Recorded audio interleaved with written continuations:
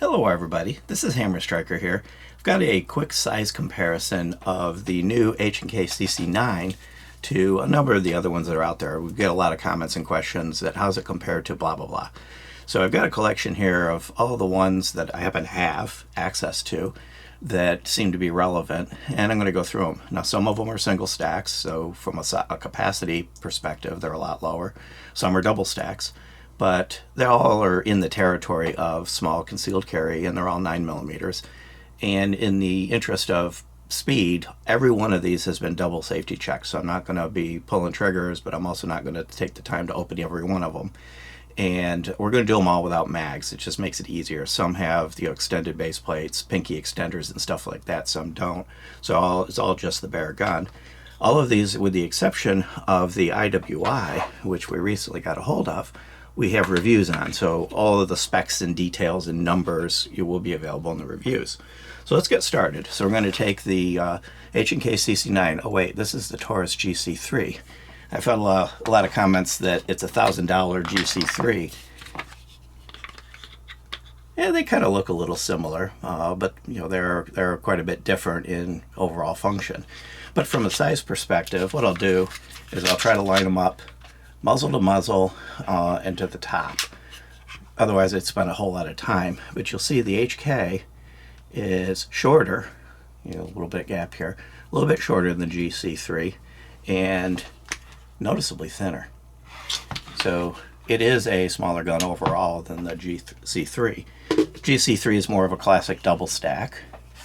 And of course you got the next generation, the Taurus GX4, and with that one, actually the H&K is a hair longer, but the grip is about the same size. Still noticeably thinner, because again, the Taurus is a classic double stack. You go to the IWI, and this is one of those micro compact designs, so it's kind of the stack and a half design. And if I line them up, the HK is a little bit shorter, and this is the IWI Masada Slim, and you'll see that the grip is a hair shorter than the Masada. So in that category, it's actually a little thinner too. So overall, despite both of these coming in and being that micro compact territory, the CC9 is coming in smaller than the IWI, which we'll have a review on in a little bit. Next one, and by the way, I'm doing this live real time. I haven't lined these up or pre-compared them. So you're seeing it as I'm seeing it. I have a rough idea, of course. So if I keep it in the family, you got the H&K VP9, which is their striker fired gun. You'll see in the VP9 is your classic double stack. See, the grip is a little shorter on the CC9, and the overall length of the gun is a little shorter. And it is noticeably thinner, especially when you count the wings on the VP9. But even without the wings, it's noticeably thinner.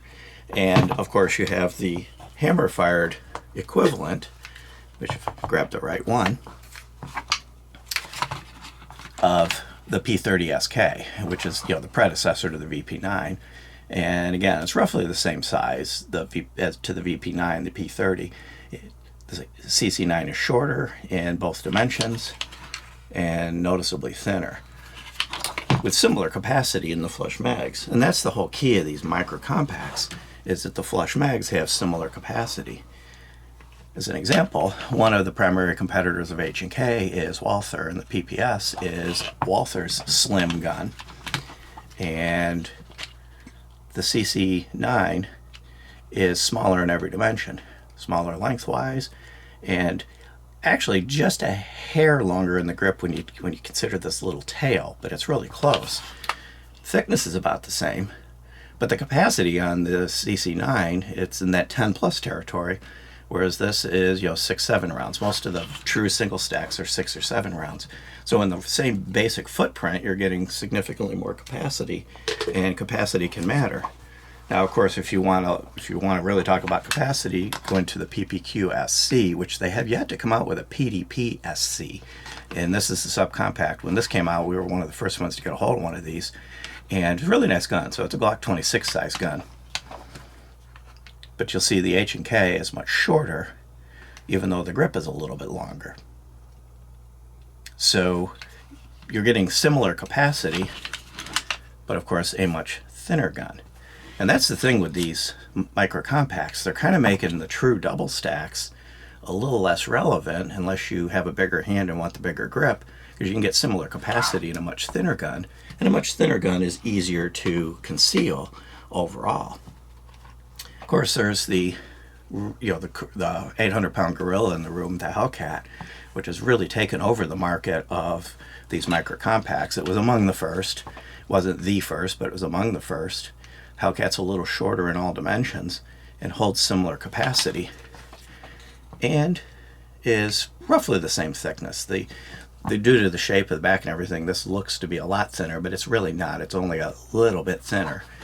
But the Hellcat has become quite popular, and there's a number of variants of it available.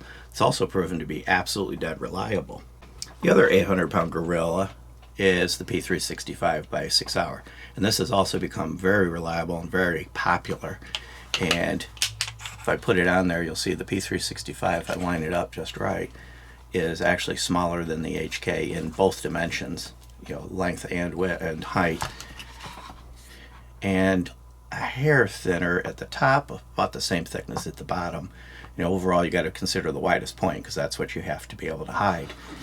And the P365 now also comes in a dozen variants, different sizes, overall frame sizes and sights and everything else. Of course, 6 Hour likes to take a gun and make 18 different variations of it. But this has gotten to be quite a reliable little pistol. Now, of course, every other manufacturer wants to get into that micro compact game, and Canik came out with the Mete, and this is actually quite a nice gun. If I do the comparison, I don't need to flip it around.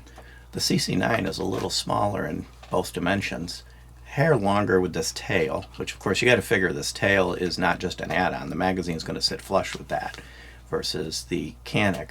So the Canik has slightly shorter grip, but a little bit longer length. But now you're getting into dimensional differences that really aren't going to matter. The Canik's a little plumper. The Canik has turned out to be quite a nice gun. I really kind of do like this. Now, of course, HK, FN, the FN Reflex, FN's entry into that market. Dimensionally, their length is about the same. The FN has a hair shorter grip, but not significant enough to make a real difference. But again, the CC9's a little bit thinner and would be a little bit easier to conceal. Now, going back into the double stack territory, the TP9 Elite, this is actually a really nice gun. It's got an awesome trigger. It's bigger. Doesn't try to be smaller. This is your classic double stack, and this is a larger concealed carry gun. If you had bigger hands, easier to grip, and of course it's thicker. So you can see where you're crossing that line between the double stacks and these micro 9s, and then some of the single stacks. For example, here is a CPX2 by Sky. Now this one is a classic double stack, so it holds in the 10-ish territory. Its length is about the same front to back, but I'm going to flip these around, and you'll see that the grip heights are about the same, and the thickness. CC9 is thinner overall, and I think part of the front of these were off screen, so kind of line them up. You can see the beaver tail, and they're roughly the same length. So, continuing on, here's a single stack, the Diamondback DB9. It's actually quite a nice little gun. Much smaller in every dimension and thinner. But it's a single stack. So you're in the 6, 7, 8 round territory rather than 10 plus. So if you need something really small, these single stacks really kind of do the job, but you are going to give up capacity. Ruger has long time been in the game of really small micro pistols, but they all hold the lower capacity. They're single stacks. The Max 9 was their entry into that micro compact territory, and you'll see that the length is similar. I'm ignoring curvature of the back, the front to back footprint, and the grip is a hair shorter, and you've got similar capacity and similar thickness. The Ruger's just a hair thicker. Now, I haven't tested the H&K yet. H&K's got legendary reliability. I'm assuming this is going to be quite a reliable gun. I haven't had a chance to test it yet. I'll be getting it to the range this weekend. That Ruger Max 9, we had some initial issues with it, but they've been ironed out. So from a reliability perspective, this may have a step above it. In any comparison of the carry pistols that doesn't include the Shield or the M&P series by Smith & Wesson would be lacking. So this is your classic M&P. This is the M2.0. This would be your standard double stack concealed carry gun. You'll see it's longer, and the grip is just a hair longer, surprisingly. You've got similar capacity with these, but of course, being a true double stack, it's noticeably thicker. So again, it's going to be a little harder to conceal this.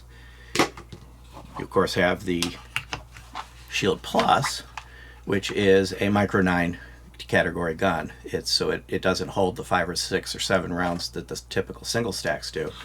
Dimensionally, I'm going to flip it around because the CC9 is just a hair shorter, but not enough that it's going to matter. And the grip heights are about the same, and the thickness is about the same. So if you're shopping and H&K is a little pricier, the M&P Shield Plus would give you similar capacity in that basically same footprint. Of course, you get into the easy racks. This is a Shield EZ. This is meant to be easier to rack for somebody that has compromised hand strength, and for that you do tend to pay a size penalty, a noticeable size penalty. The grip is a little bit longer and the body's a little bit longer on the EZ than the CC9, and the thickness is a little bit thicker. It's not hugely thicker, but it is a little bit thicker. But you do lose capacity. This is a true single stack.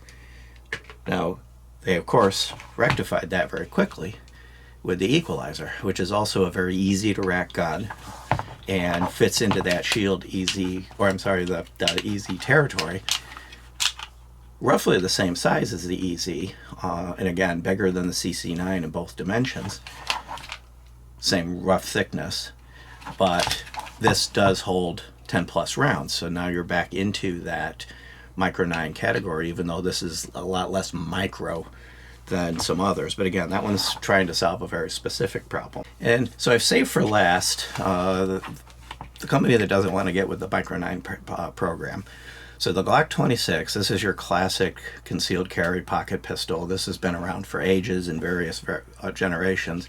Really short grip and a relatively short slide. And actually, if I do set it up correctly, the slide's a little bit longer, the grip is shorter, and I'm going to flip them back in a second because the CC9 is a little bit shorter, but not much. So overall, the Glock is basically smaller, except the thickness. The Glock is a lot thicker than the CC9. So, does Glock have anything that would compete with the CC9? Well, yes and no. They have, of course, created a single stack variant, but it's a true single stack, so it's 7 rounds, I believe. So you don't get the capacity, and it's really not shorter. Now the grip is shorter, if I put it the right way. The grip's a little shorter, but the length of the slide, the Glock's actually a little longer. They're the same thickness. Glock looks a little thicker, but it's just the shape of things. They're roughly the same thickness, but the Glock has significantly less capacity. So Glock is going to kind of need to get with the program, come out with a Micro 9. Big problem with the Glock is they have these plastic lined magazines, which have a lot of advantages. They're quiet, they're more durable when you drop them, but that plastic takes up space, and they're going to have to do something different if they want to compete with guns like this. Some aftermarket companies have cloned or targeted up Glocks. This particular one starts life as a Glock 43X, and then Shark Coast Tactical does their thing and picks it up. The X variant has a longer grip, gets you back to that 10-ish round territory, but it's dimensionally otherwise the same as a 43. And you've got really the CC9 as a smaller gun to get that same capacity. So again, Glock makes some good reliable guns, but they're kind of getting behind when it comes to the technology. Other companies are starting to get ahead of them, and they're going to kind of need to figure something out there. So hopefully that was useful, informative, and at least minimally interesting. But if you like our videos, please give us a thumbs up. share, subscribe. If you subscribe, click that bell to get notified if you do. And check us out on Facebook, Instagram, Player, and Rumble. And have a great day. Thank you.